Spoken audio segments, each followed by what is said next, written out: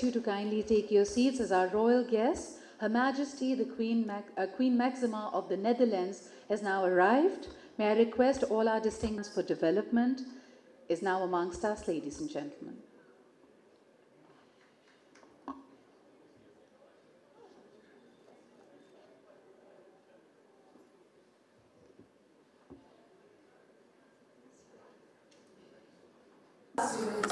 We've been seeing a lot of highlights, and she's had several meetings. So the progress made on providing access to financial services with the aim of improving the financial lives of people in Pakistan.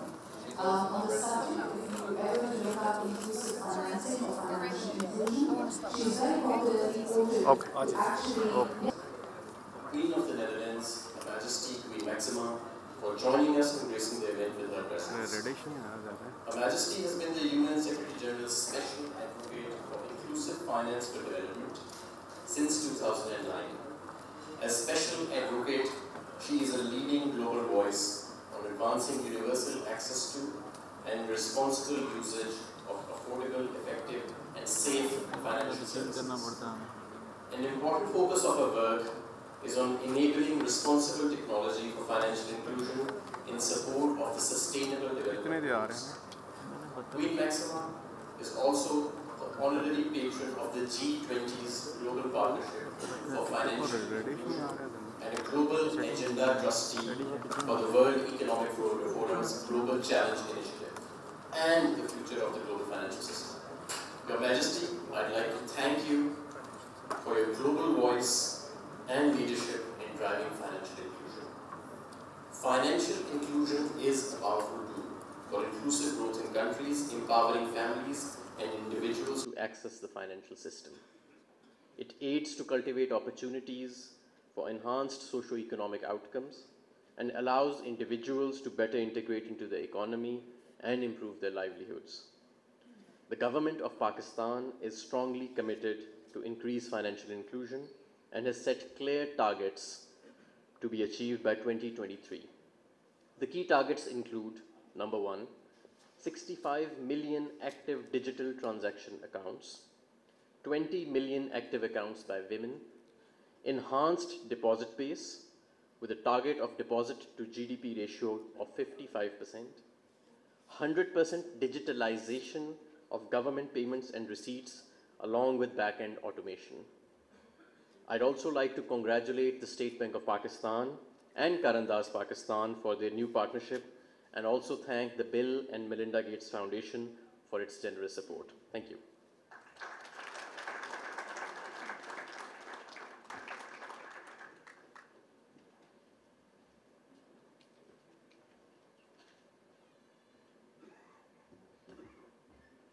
Your Excellencies, ladies and gentlemen, I am so delighted to be back in Islamabad and to be present at the launch of this very important MOU.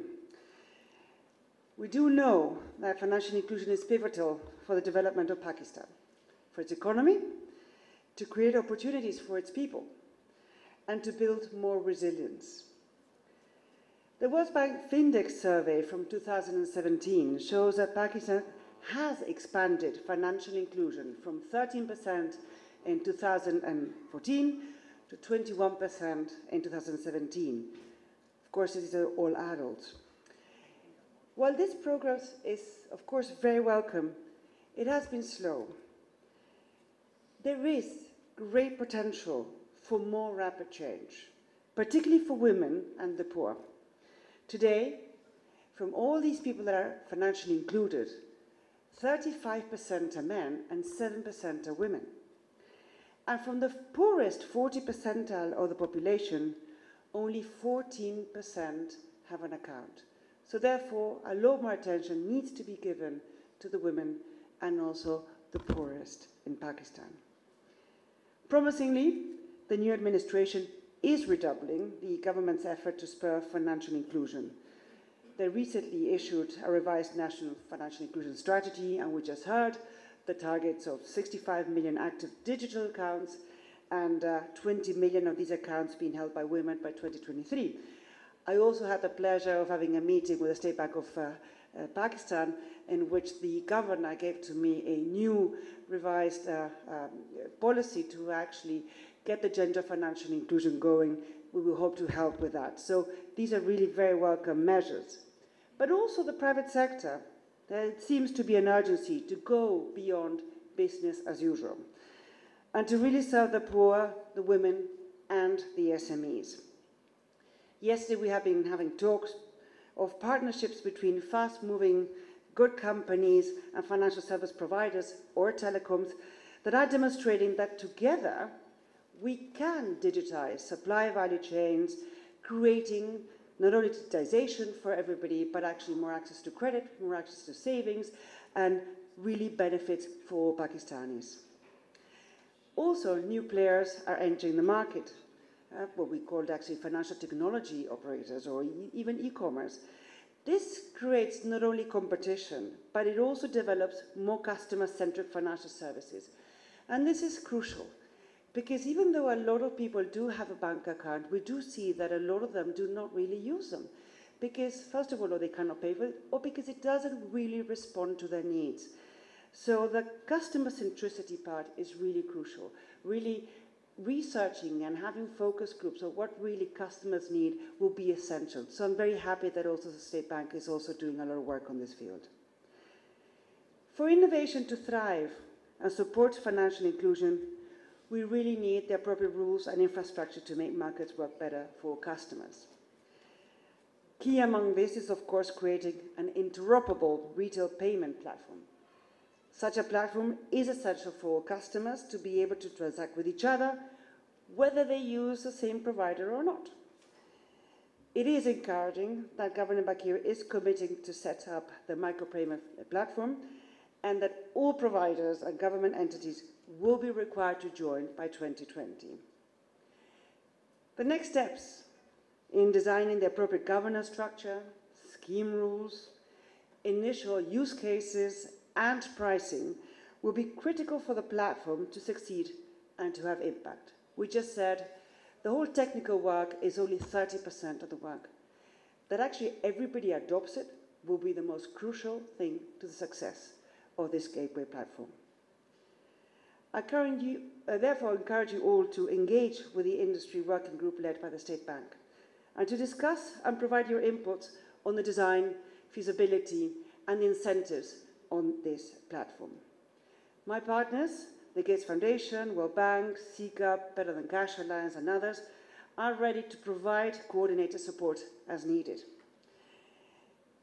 I know the task is huge, but prioritizing, sequencing, focusing, learning from others that have actually done this already in other parts of the world will be really key. We will be there to walk with you this very exciting road. So I thank you all, and I really encourage you to participate and be part of this huge change, which is giving opportunities to all Pakistanis. Thank you very much.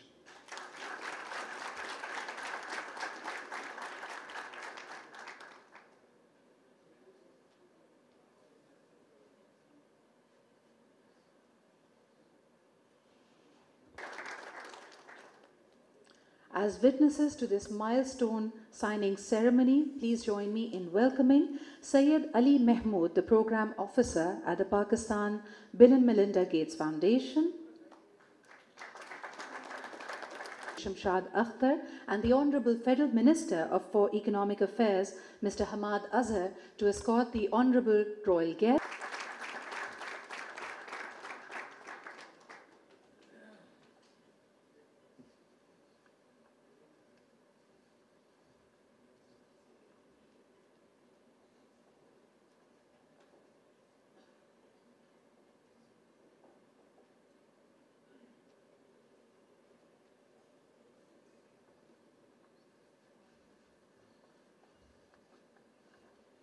Ladies and gentlemen, a monumental moment. The system will substantially lower the cost and complexity of digital financial services and payments. It will open up the payments infrastructure to new kinds of players outside of traditional banking organizations and can further accelerate the agenda of financial inclusion in Pakistan.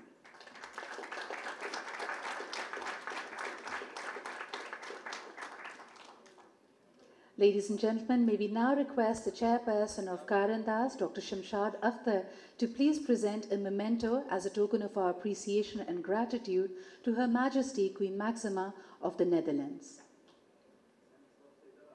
May I request you to kindly be here in the center stage, please, for this?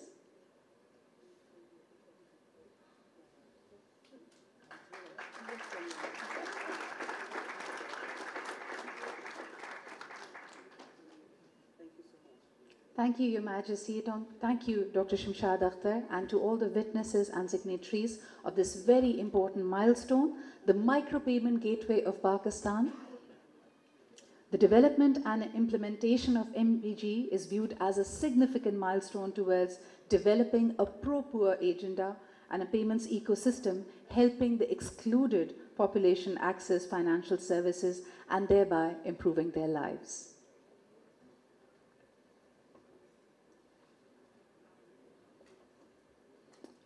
We're once again honored and humbled by Her Majesty's presence at this very important occasion. With this, ladies and gentlemen, developing countries have unmet financial needs, which translates into a financing gap of $5.2 trillion that increases to a whopping $8 trillion if informal SME requirements are factored in. So let me turn to Pakistan's scene. In Pakistan, SMEs account for an estimated 80% of off-farm labor and contribute an estimated 30% of GDP. For all the opportunities that SMEs create, they face enormous challenges ranging from the limited access to finance to high cost of transacting their businesses. And I speak from actually having visited some of these SMEs in the outskirts of Karachi also in particular. But when I was governor, I traveled all across Pakistan to see what we could do for them. So demand for SME financing in Pakistan, as estimated by Karanda's recent study, ranges between 2 to 4 trillion, of which formal finance meets only 15 to 20%, with rest either financed through informal channels or remain unmet. So the opportunity cost is very high. Pakistan's SME represent a huge untapped potential market for financial service providers. SMEs lending has declined from 15% in 2008 to 7.5%, much lower than, say, 39% observed in Turkey, 25% in Bangladesh, and 18% in India and Sri Lanka. Of the 3.2 million enterprises, as reported by 2005 Pakistan Census for Manufacturing Industries, and I must say this is an outdated number. Data is very scanty here. PBS has a lot of accountability on that score. Currently, barely 200,000 have access to formal finance. So why are we here? We are here because we want to partner with all of you. We count on this forum to deliberate on why SME financing gap persists in Pakistan to this extent. Going forward, the good news is that this government plans to introduce SME policy focusing on reaching out to 700,000 borrowers. Very small number, very limited ambition in my view. But it's a good beginning, which could lift the share of SME financing in total private sector credit to 17% by 2023, which is a figure which is 2008 level, which is very disheartening, frankly. To realize these targets, State Bank has revised prudential regulations for SME lending and set higher limits for clean lending to SMEs. Complementing these measures, there are plans for promoting women-led SMEs, youth-led SMEs, and agriculture sector SMEs. To nurture SMEs, there is, however, need for enhancing SME ecosystem, which is what Karandas is working on to figure out what this ecosystem is and how it could be improvised to enhance the SME businesses. But what would it require? It would require a whole range of things, but more so fresh investigation into what impacts this sector.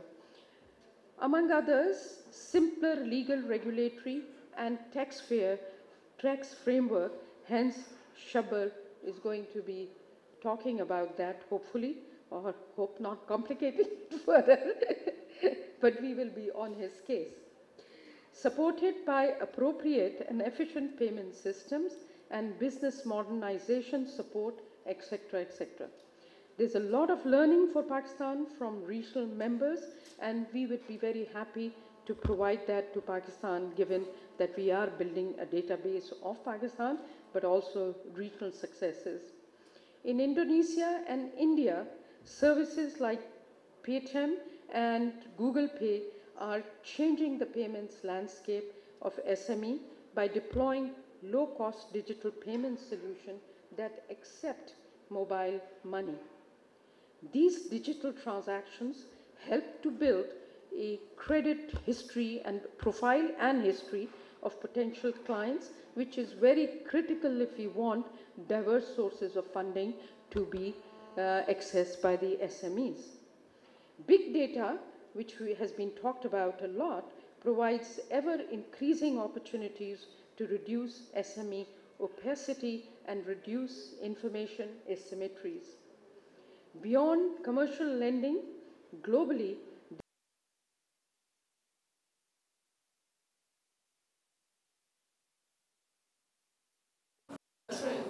growth and operationalizing SME credit guarantee mechanism is a service that hopefully we should be able to provide with the support and filing of annual tax returns.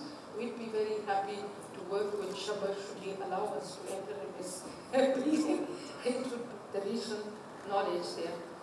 And then updating PBS enterprise service that I had sponsored at the UNSCAP. It will tell you how much we are behind and what are the approaches to work on. Under which this is being sponsored, Karandas is supporting national financial inclusion strategy, commercial banks encouraging social entrepreneurship, and small businesses to contribute to development programs and so on and so forth. To conclude, KRM is supporting design that will allow both savers, borrowers and investors to tap innovative financial services. Karandas stands ready to support Government of Pakistan, private sector.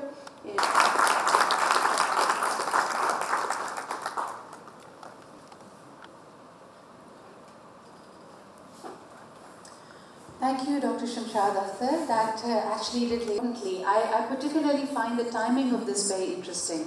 We're just a month away, and therefore we see, an evidence of that even in just these 2 days.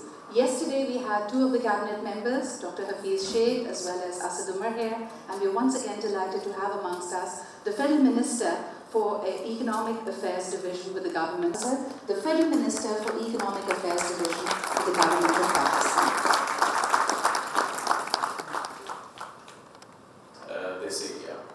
In Pakistan, SMEs contribute 30% to the GDP, 80% of the non-agricultural labor force. SMEs also make an important contribution in the export sector, accounting for approximately 25% of the exports of our manufactured goods. Based on their contribution to GDP, job creation and exports, SME are indeed an important part of the economy. But however, and this is a statistic that I'd like everyone to focus on, as a proportion of total private sector credit, SMEs receive only 7.5%. And this is in stark contrast to the fact that they are 90% of all enterprises in Pakistan, and 30% is their contribution to GDP, yet they receive only 7.5%. If you look at the corresponding figures in other countries, in Bangladesh, this figure is as high as 25% of total private sector credit. In Turkey, it is 39%, whereas in Pakistan, it has gone down in the past 10 to 11 years from 16% to 7.5% today.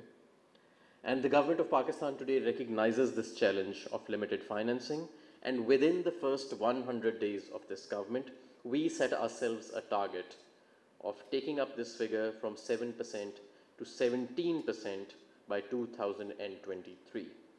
This means that the outreach will be increased, the financial outreach will be increased from 200,000 SMEs currently to 700,000 by 2023. In order to achieve these targets, there are different programs that we have launched. The highlight is the Kamyab Jawan scheme, which provides interest-free loans of 10,000 rupees to 100,000 rupees and clean micro loans of 100,000 to 500,000 rupees on subsidized rates, and then small collateral-based loans of PKR 0.5 million to 5 million. Not only that, a new SME policy is being developed by SMEDA. The Prime Minister chairs an economic meeting every week with his economic ministers. Indeed, there is one today as well in the evening. And I can tell you that for the past 3 successive meetings that have taken place, SMEs have been the keystone subject of that meeting. In fact, there was a very good and comprehensive presentation on how we plan to raise private sector credit by the State Bank of Pakistan last week, and before that we brainstormed how we are going to reinvigorate SMEDA to really take up this task again. And in this, this is which I would like to discuss now, SMEDA, that the new policy that we are devising will be in addressing the challenges that SME face in Pakistan. And SMEDA, I feel, was at one time leading this charge for SME financing, for SME ease of doing business, for the SME related affairs, and we do feel that the SMEDA will once again, inshallah, in a very few months, be again taking up this task as well as they have been doing before. Simultaneously, the government has been involved in facilitating a conducive operational and regulatory environment for businesses. This is evidenced in the fact that Pakistan has jumped 28 places in the ease of doing business rankings of the World Bank. This indeed is a great achievement. As you all know, that from 2013 to 2018, we lost about 26 places. So we've gained 28 places in the first year of this government. And indeed, I am very hopeful that there will be an equal and steep climb again when the data and the rankings come out next year as well, because the current data is only up till April 2019. And many of the good things that we did post-April, like in the budget by simplifying taxes, and when Mr. Shabbar came in by automating sales tax regimes, by clubbing taxes, we're coming up with a common sales tax filing portal. All of this will be reflected in next year's rankings. So we do expect another steep climb inshallah next year in the rankings. On the supply side, a number of initiatives are also being spearheaded by the State Bank of Pakistan, including establishing a credit guarantee company, which has already been incorporated in partnership with multilateral agencies to provide risk coverage to financial institutions and encourage lending to SMEs. One of the things that we've noticed is the reason why private commercial banks are not lending to the SMEs is collateral and their risk profile. And this is something that we have asked the State Bank of Pakistan to address. The State Bank's policy for promotion of SME finance is based upon 9 pillars, which include improving regulatory framework, upscaling of microfinance banks, risk mitigation strategy, simplified procedures for SME financing, program-based lending, and value chain financing, capacity building and awareness creation, hand-holding of SMEs, leveraging technology, and simplification of the tax regime.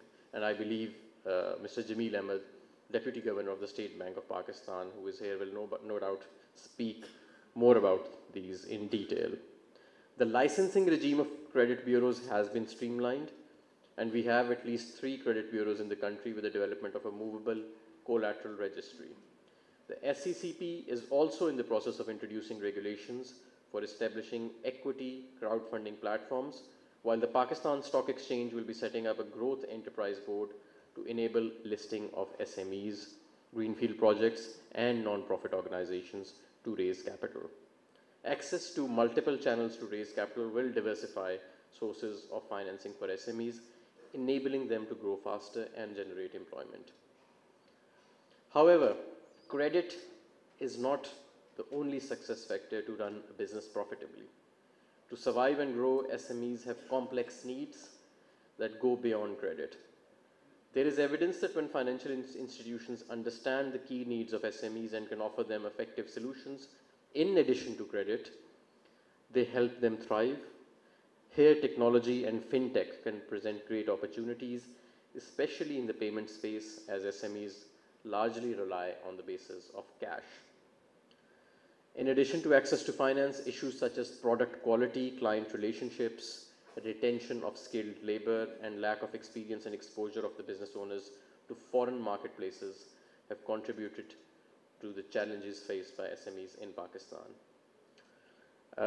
Now coming back to what the Economic Affairs Division is doing, the yearbook of fiscal year 2018 of the Economic Affairs Division highlights that provision of non-financial advisory services has been a priority of the government.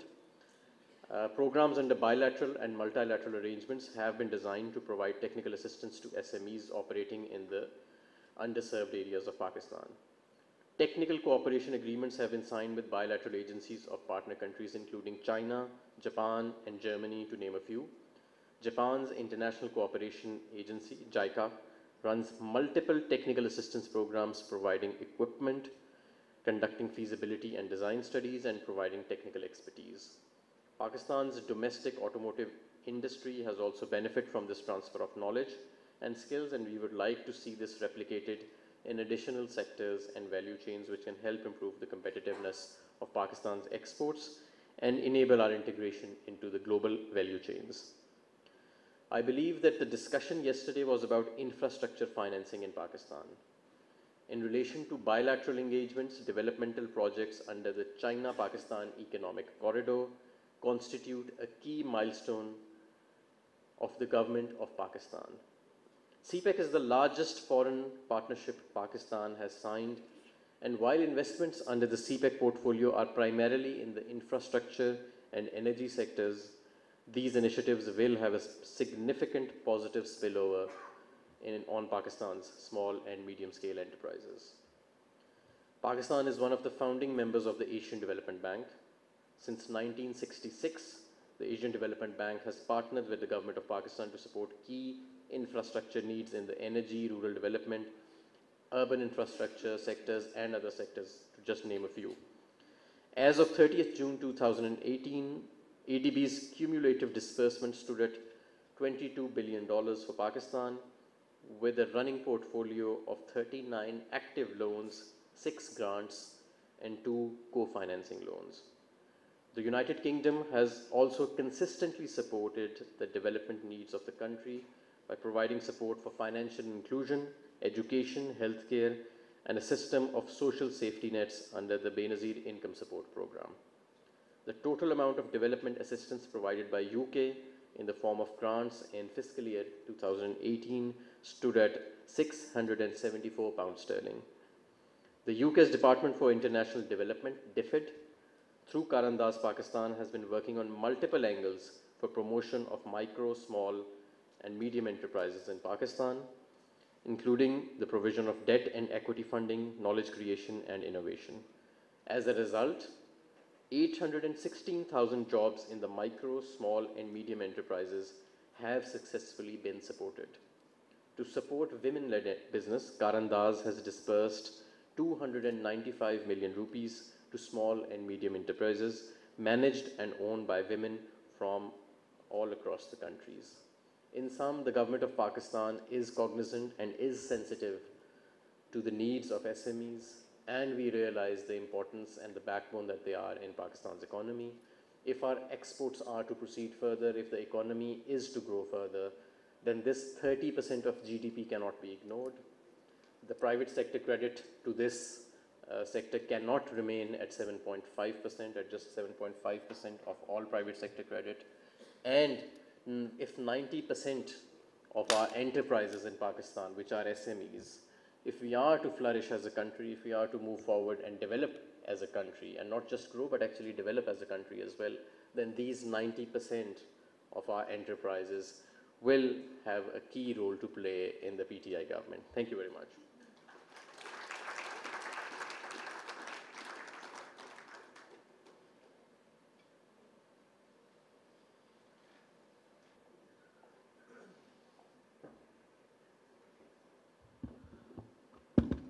Bismillahirrahmanirrahim.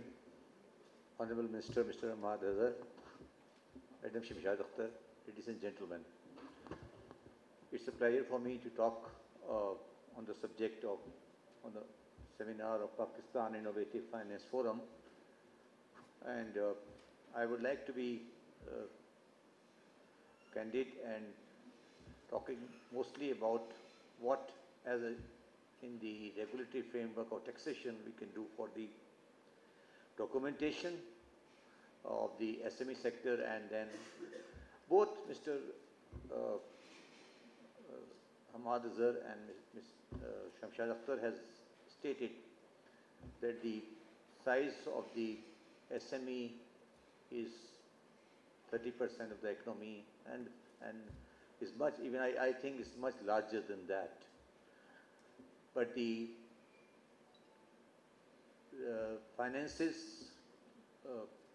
available and the finances which are availed by these sectors are 7% or even less than that.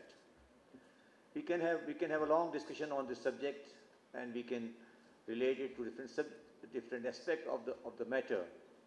But let me very candidly say and very bluntly say that one of the reasons that the financing is less is that the SMEs are not properly documented, so they are not eligible for financing, and the documentation is not there because of the impediments which are created perceivably or relatively by FBR, by the taxation system.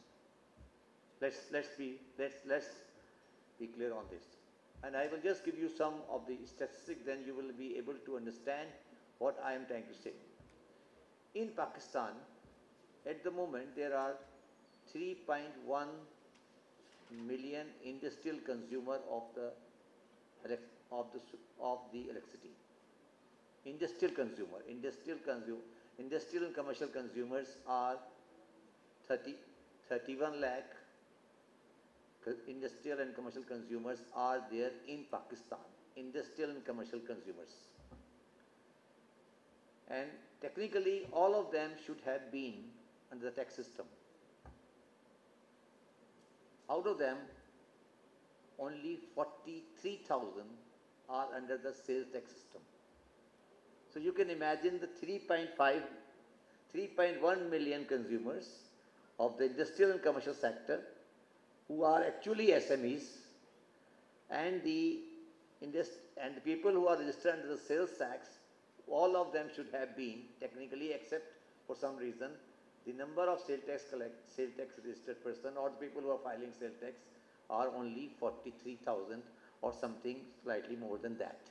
So this shows the relationship between the documentation on what I say on our side, means taxation side, and the reality of the existence of the SME in Pakistan. So one of the fundamental reasons why the SME sector remains informal, then once they remain informal, then the documentation is not up to the mark to be eligible for financing, is the paradoxes about taxation system, I would say. There is a belief and there is a system, and I can say there is a trust gap between the SME and the regulators, that once this come on the system, that they will be harassed, they will not be allowed to operate in the manner they are operating, so they keep themselves out of the taxation regulatory systems. So I would say the documentation, financing and taxation system of the SME are all related subjects. Unless we unlock this battle between the conflicting forces, that there is a very wide, I would say, resistance or pressure of SME not to come under the taxation system, there will always be a difference between the SME which exist in the country, in the economy, but those who are formalized in the documented sector and those who are in the taxation system.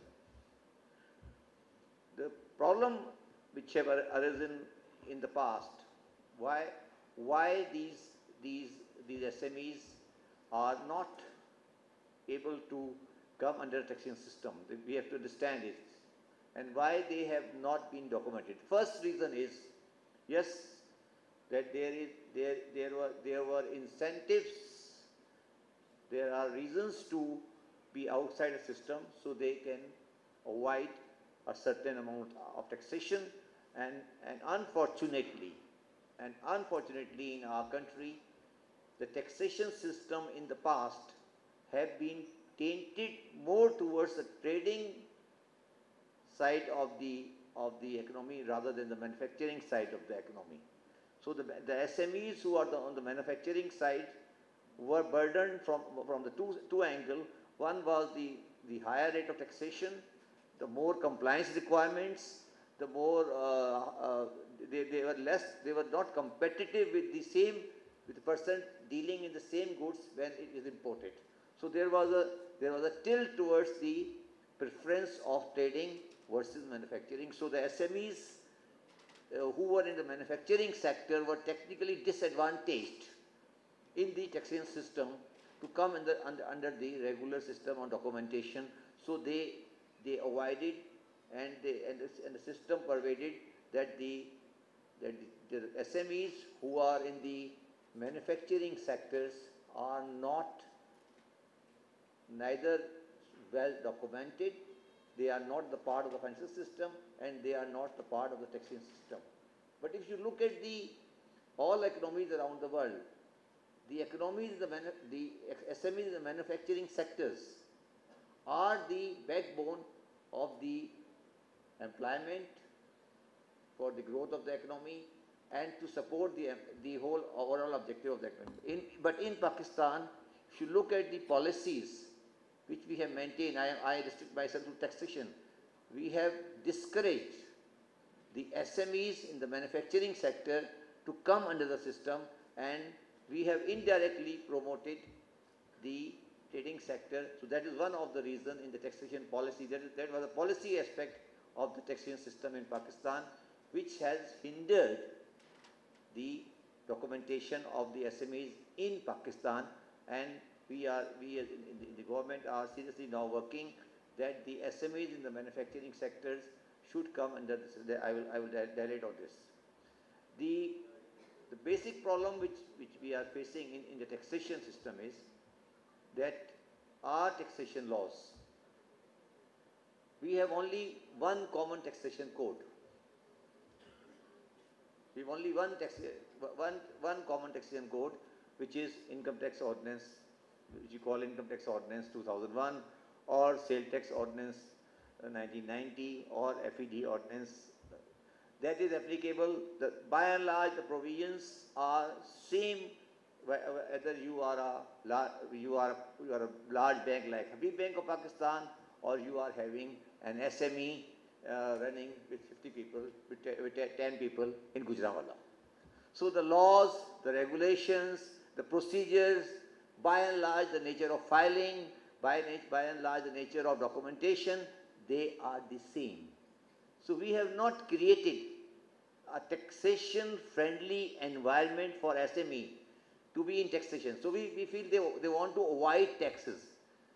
Yes, there may be tendencies in some of the cases to avoid taxes, but at the same time we have to accept our position from the tax administrators that we have never tried to make the laws and things simpler for SMEs. For example, just give me I see some of the senior accountants sitting here, that just for the sake of argument, we ask the SMEs to, once they are in the taxation system, to account for under a proper double entry accrual system, with all the jargons of accountancy and the complication of accountancy in the system to be built in transfer pricing, anti-avoidance provisions, negative thin capitalization provision, and things like that. They are all applicable for the SMEs also, technically speaking. So we have technically made the laws inapplicable or non-applicable, or technically it's very difficult to operate in an environment where the regulatory environment is not conducive. Once if I am running a small factory with 10 people in Gujranwala, will I be able to hire an accountant or a chartered accountant to make books for me which are acceptable to the taxation people? So as I said, our regulatory framework is not conducive for SMEs to come into the system. The second aspect is, which we have to accept it and we have to realize it, that the perception of the people who are in the SME sector about the department by and large is not very comfortable. They feel that once they come in, they will be harassed. There is as I said in the beginning, there is a trust gap between the taxation regulatory authority and FBR and the SME sector. So there are two aspects. One, on the one side, we have a very difficult system to operate, and on the other side there is a very big trust gap. So all of this has led to a very simple conclusion that that all of the people say, if I am SME, I should be out of taxation system. This is in their mindset. And once that mindset is there, or I have to make the books in a manner which are not conducive or which are not relatable to my real business. When the books are not conducive or relatable to real businesses, then it is very difficult to get them finances, because they don't have a balance sheet or wealth statement to present to the bank for getting finances. Because I can get only finances on the basis of my financial statements, and those SMEs don't have financial statements of the quality which is required to finance them. So this is the basic handicap. Similar, just like the taxation system, in the accounting system, in the institute of chartered accountant, they have laid down certain procedure for accounting and for SMEs, but they have to be more simplified and they have to be more conducive to what is the ground reality of Pakistan. But keeping in my view, my experience in Pakistan, that the basic problem comes in, the financing comes in for SMEs, because SMEs generally start as a family business. They are generally family businesses. Once they achieve a certain level and they remain outside the mainstream taxation system, and they remain outside the mainstream accounting system and the finance system, once they achieve a certain level, then there is always a a gap. That the business has become very big, but the wealth statement and the balance sheet is not corroborating those facts and figures. And that is, I have worked for 30 years in the professional finance, and I see that is the main problem of the SME operation in Pakistan. Because when they want to switch from a non-documented sector to a documented sector, there is no base. There is no base. There is no ground to start from where they can be part of the documented system. And to be very correct, all the amnesties we give in the tax system is actually filled in that gap.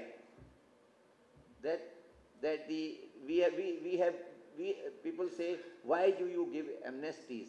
The question is because there always exists a gap after some time that the SMEs have grown big and there is no balance sheet, there is no wealth statement to support, and they want to come under the system.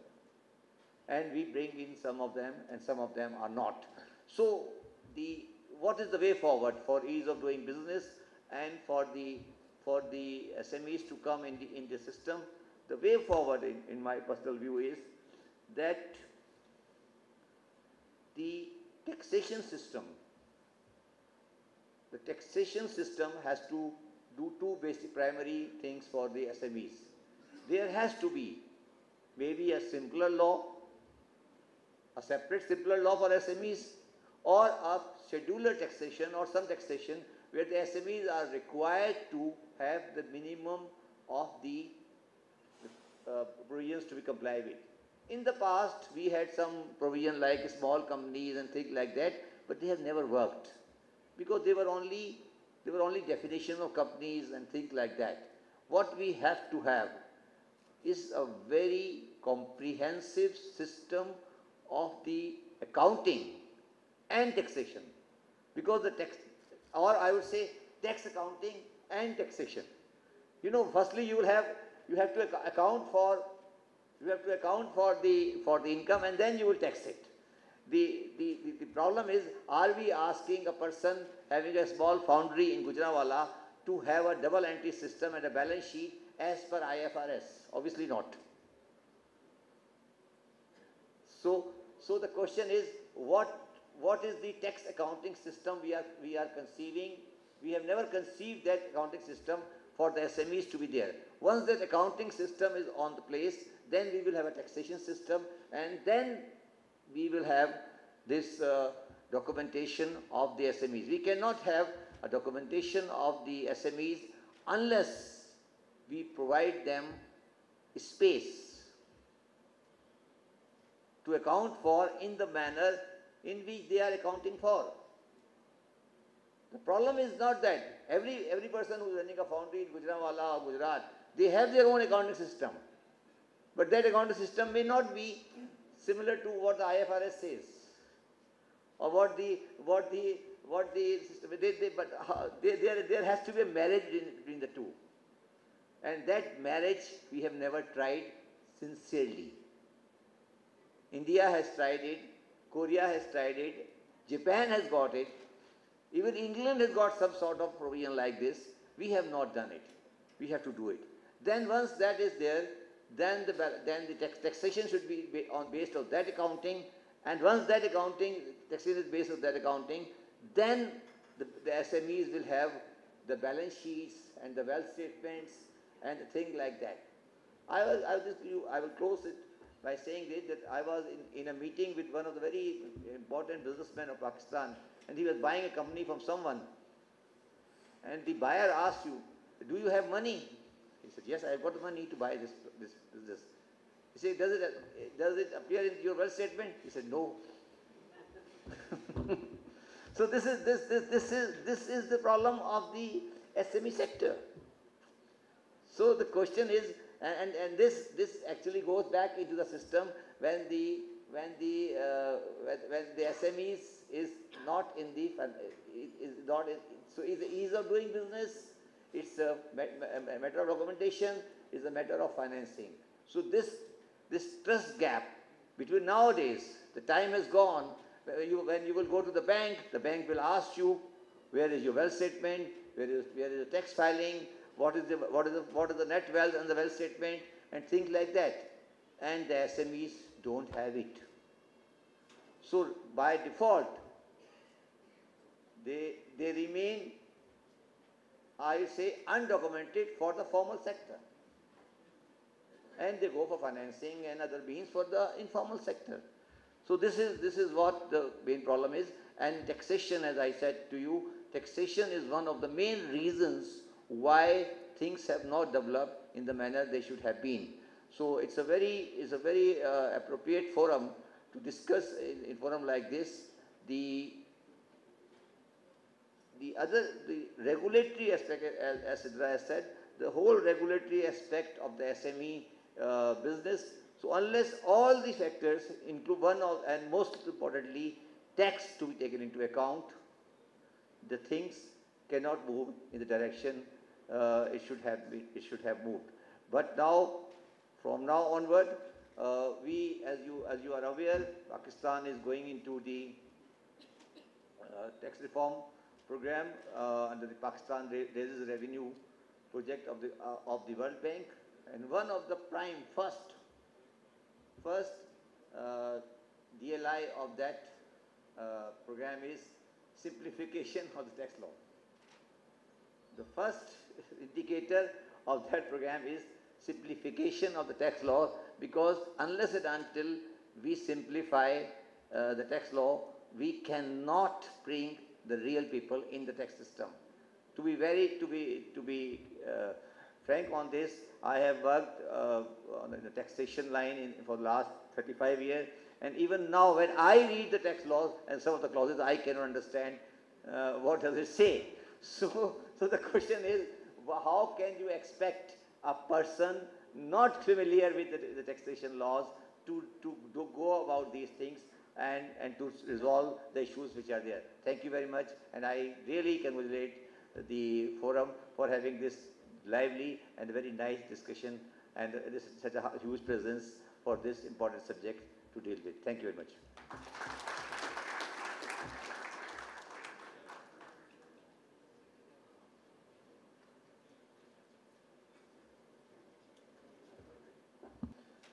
Our former governor and chairperson Karan Das, Janab Shabar Zaidi Saab, Chairman FBR Ali Sarfaraz,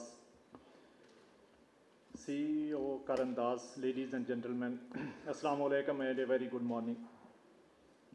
It is my pleasure to be here today at this Pakistan Innovative Finance Forum. First of all, I would like to thank Karan Das and Asian Development Bank for arranging this important seminar and providing me an opportunity to speak. I hope this forum will provide an opportunity to the participants to share knowledge and pool innovative ideas for addressing the challenges being faced by SME sector in Pakistan. In my speech today, I would briefly discuss the regulatory and policy initiatives taken by the State Bank of Pakistan to promote SME financing, and also highlight the role of fintechs in facilitating innovative financing options. Ladies and gentlemen, let me begin by reiterating State Bank's commitment to the growth of development finance sector. As most of you are aware that State Bank considers SME finance, agriculture and low-cost housing finance as key priority sectors, and is fully focused to ensure their smooth and easy access to credit. The development of SME sector especially is a key to creating jobs, improving competitiveness, boosting exports, fostering economic growth and reducing poverty. Studies and global best practices acknowledge the role of SMEs in improving forward and backward linkages among social and economic activities. SMEs in a country are are key contributors in creating and promoting entrepreneurial culture that helps in the transformation of economies from low to middle income levels. In Pakistan, SME sector is contributing 40% in GDP, 25% in export earnings, and 80% in non-agriculture workforce. Despite huge potential, SMEs in Pakistan have been confronting a number of constraints both on supply and demand side. A major constraint that has hindered the growth of SME sector is limited supply of credit by private sector. Banks have been reluctant to finance SMEs over past few years due to their perception of high credit risk coupled with fears of high default and high transaction costs. Apart from these supply-side limitations, SMEs are also facing numerous problems and issues emanating primarily from their size and manual nature of business operations. SMEs globally do not maintain proper accounting records, as mentioned by Shabar Zaidi Sahab also, and do not own sufficient assets to satisfy underwriting requirements of banks. Lower level of financial literacy is another major hindrance towards improving access to finance for this important sector. Another key issue that I want to highlight is that SMEs have limited awareness about different financing options and do not have the expertise to present their project proposals and borrowing requirements to banks. In order to increase access to finance for SMEs, State Bank in 2016 introduced targets for SME financing for banks and DFIs. In addition to overall SME financing targets, SBP has also allocated gender-wise and province-wise targets to commercial banks. Resultantly, outstanding SME finance has increased from 360 billion on December 2015 to 513 billion on December 2018. Ladies and gentlemen, please allow me to take this opportunity to briefly talk about key initiatives of State Bank of Pakistan for promotion of SME finance. This initiative is development and launch of a comprehensive policy for promotion of SME finance in December 2017. The policy identified 9 key challenges faced by SMEs and accordingly proposed solutions to address